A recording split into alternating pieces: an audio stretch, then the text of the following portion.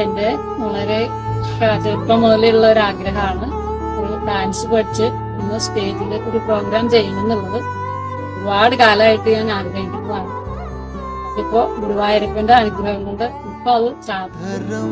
മധുരം വദനം മധുരം നയനം മധുരം ഹസിതം മധുരം ഹൃദയം മധുരം ഗമനം മധുരം മധുരാധിപതേരഖിലം മധുരം മധുരാധിപതേരഖിലം മധുരം.